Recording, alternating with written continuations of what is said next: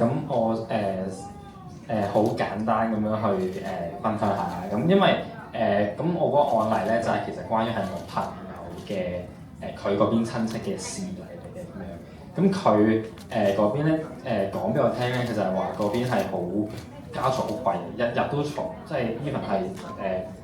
好小事或者係普通事都可以嘈一餐咁樣。跟住然之後佢哋嘅父母係完全好唔體諒或者係冇咩咁大關心喺個小朋友身上啦咁樣。咁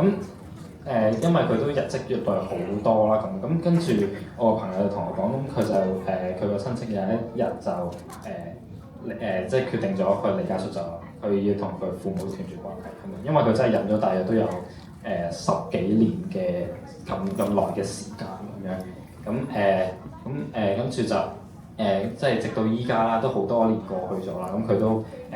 冇揾翻佢父母啦。就算個父母去揾佢咧，佢都係唔願意去見佢父母嘅咁樣。咁至於我嘅例子嚟講咧，就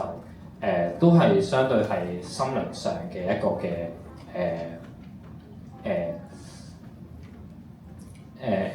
即係少少嘅創傷咁樣啦。咁因為嗰陣時喺小學準備升中一啦，咁小學六年級要考呈分試㗎嘛，咁即係好多人會覺得好重要啊！你要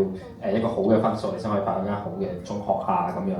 咁就會搞到好多人都好大壓力。咁但係我有陣時，因為我都講過我係讀書唔叻嘅咁樣。咁有啲我朋友咧，咁有一次咧就係我有個朋友嘅佢嘅媽咪咁同我講就係話你即係佢講咗一句嘅啫，咁但係我 feel 到咧佢係出自於真心咁同我講嘅，即係佢係出自於關心嘅目的咁同我講，但係佢就就係話你不如成績咁差，你不如翻去讀多啲書先啦咁樣，唔好玩咁多啦咁樣。咁但係其實我有少少無奈，即係我會覺得就係即係我成績差，咁你 label 咗我就係我冇得玩，我一定要搞好，即係一定係要成績好嘅先有資格玩咁樣，咁就會搞到我有一個好大嘅心理陰影。我都好記得嗰刻我係唔開心，即係直到依家我都好創傷，因為佢其實係真係都算係好熟嘅一個朋友，即係唔係一啲路人甲咁同你講咁樣。咁佢無啦啦咁樣同我講，我就覺得